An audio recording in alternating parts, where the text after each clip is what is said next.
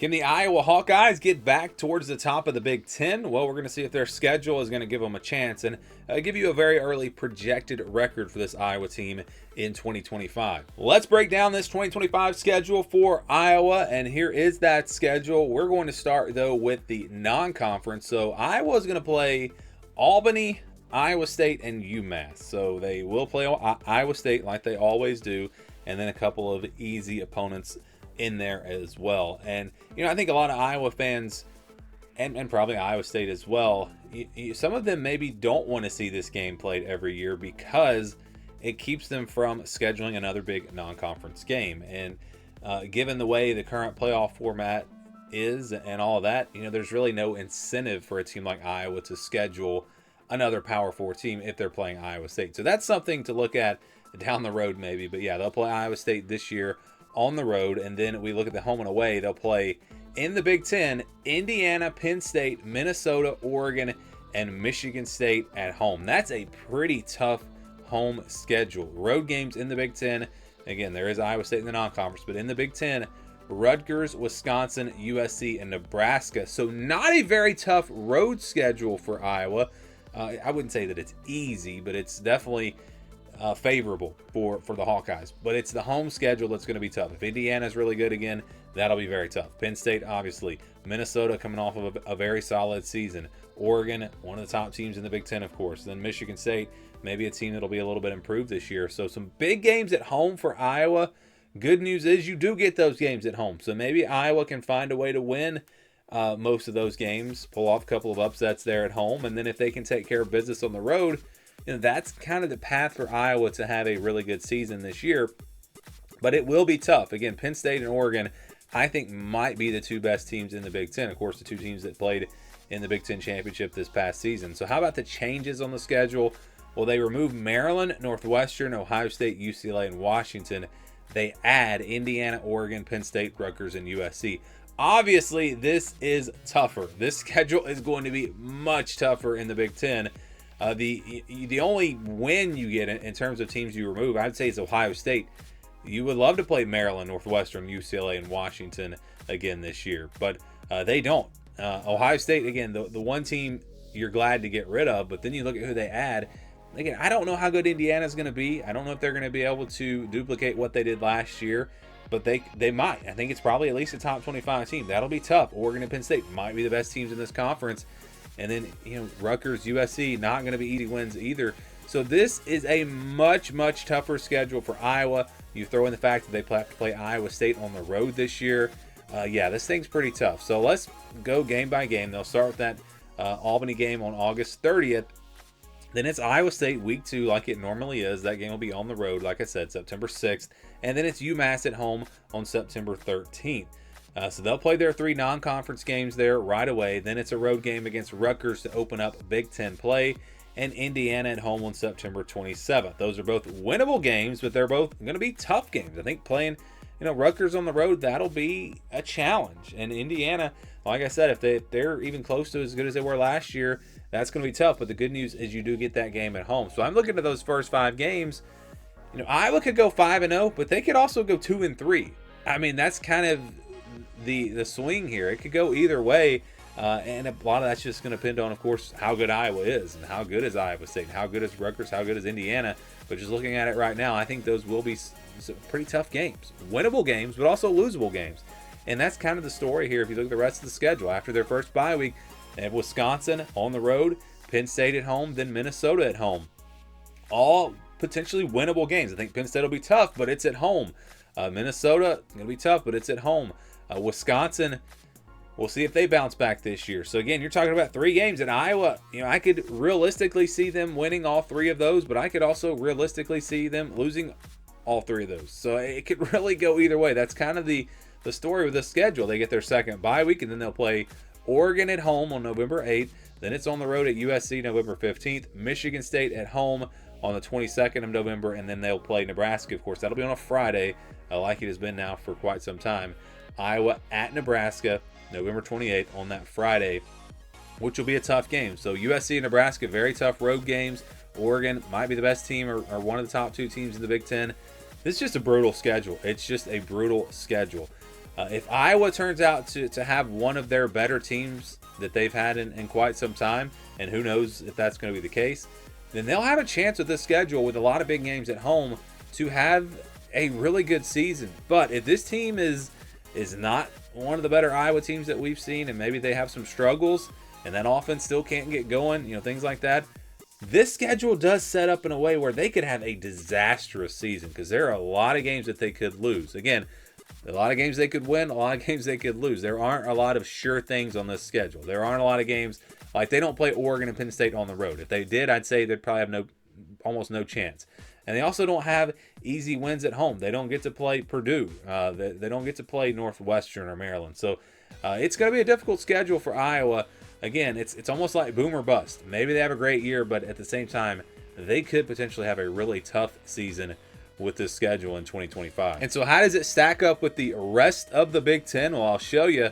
You can see based off of the opponents in 2025, based off of their winning percentage from 2024, Iowa has the toughest schedule, the toughest Big Ten schedule of all these teams. Wisconsin has the toughest. Their opponents were 51-30 last year. Iowa's, though, 47-34, so a very good win percentage. You can hope a team like Indiana will drop off and not be as good this year. Minnesota maybe has a decline. Things like that can make the schedule a little bit easier. But based off of how the teams were last year, again, Iowa does have the second toughest schedule in the Big Ten. Before we get to the projected record, just want to let all of you know we do have an Iowa channel. So if you're an Iowa fan, check it out. I'll put a link down in the description below, and also you'll see a card pop up on your screen. Check it out. Subscribe again if you are an Iowa fan. What will Iowa's projected record be in 2025? Before we look at that, let's look back at the previous 4 seasons and how our projections have done. So we go to 2021.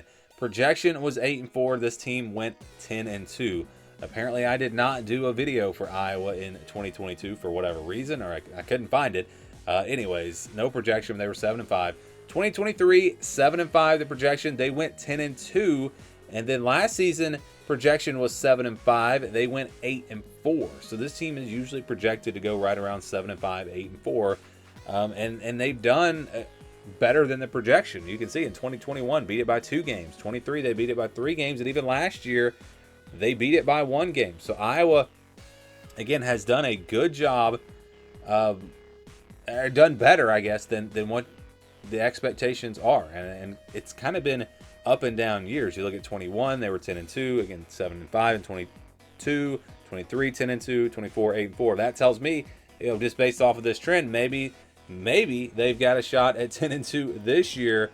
It's going to be tough. Again, they do have one of the tougher schedules in the Big Ten, so it'll be tough to get there. But with some big games at home, I think there's potential. I think it's possible that they could get there. So let's look at the schedule again, and here's the scale that we use to do this projection. So Iowa is a Tier 3 team, so that's where they are coming in with our way too early tier rankings, and that's what these projections are based off of. It's based off of where the teams are in those tiers, and then, of course, who you play on the schedule. So if they play another Tier 3 team, it's going to be a 50-50 game. If they play a Tier 4 team, it'll be a 61-70% game. It'll be in the purple. But if they play that Tier 4 team on the road, then it drops to a 50-50 game. So that's kind of the way it works. You do have a couple of easy wins here. You've got Albany and UMass. I don't think anyone expects Iowa to have any problems there. They should roll in both of those games.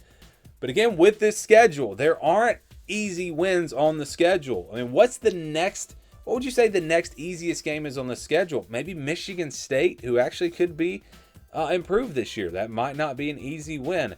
Rutgers, but that game's on the road. So yeah, there just aren't easy wins. Now again, there's no game on the schedule where I'd say Iowa has no chance, but at the same time, there really aren't easy wins either. So a lot of games that could go either way. We go to the games in the blue. No, we don't even have any in the blue, and that's what's crazy. I've been doing this now for quite some time, and to have no games in the blue, but to have games in the green, like it'd be one thing if Iowa wasn't very good and they just weren't big-time favorites in any games, but no games in the blue is very interesting. So Rutgers and Michigan State, both in the purple. So Michigan State's 1 tier below Iowa. Rutgers is 2 tiers, but that game's on the road. So that's why those are kind of counted in the same same spot here. And this is not based off of point spreads, but you can look at it that way. The games in the white, those are going to be games with the spreads 3, 4, 5 points. The games in the purple, games where the spread's going to be more like a touchdown, 6, 7, 8, 9 points. Blue, that'd be your double digits games, but again, they don't have any of those. So then you go to the green, those are like 20+ point games. That's not the way this formula is calculated, but it's just one way to look at it. And I think it's pretty fair here. I think Iowa's probably about a 7 or 8 point favorite against Rutgers and Michigan State. So I think, again, it does work out pretty well if you look at it that way. And then you've got games where they're going to be, underdogs, Penn State, Oregon.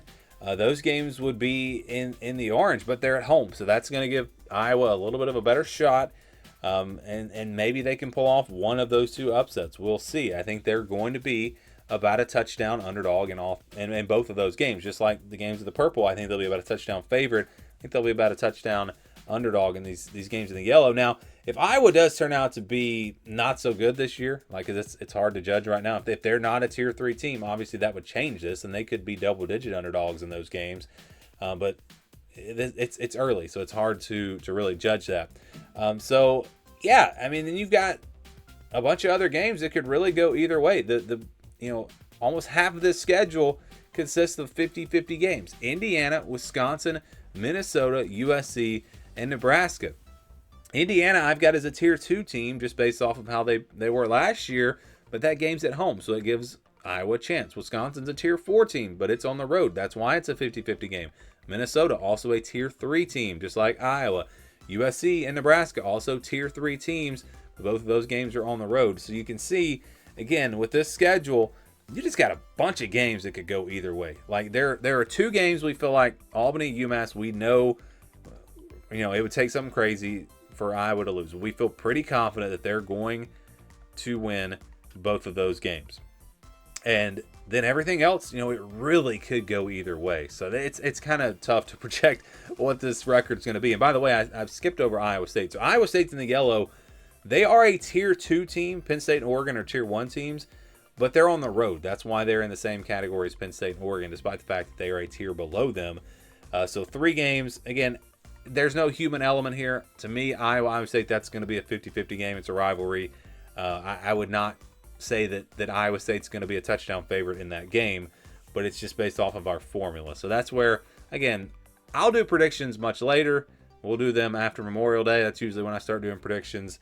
And my personal view on these games might be a little bit different than what you see in this video. So what's the projection for Iowa when you average all this out? It's 7-5. 7-5, which I think is a very fair projection. Again, if things go their way, I could see a 9-3 or 10-2 type season. But let's just go through this schedule. Teams that you could realistically see Iowa losing to. And let's say that they beat Rutgers and Michigan State, and they beat Albany and UMass. So there's 4 wins. Every other game, they're going to be an underdog, or it's basically going to be a 50-50 game. So I could see this team even going like 4-8. I mean, they could go 4-8. That would not be too crazy with this schedule. So it is a very tough schedule for Iowa, and a projection for 7-5. So 7-5 for the Hawkeyes in 2025. Of course, leave me your projection for Iowa, your very early projection. And also just want to remind you that memberships are available on the channel. You can get early access to videos like this, priority reply to comments, badges, emojis, much more. Check it out and help support the channel. Become a member today.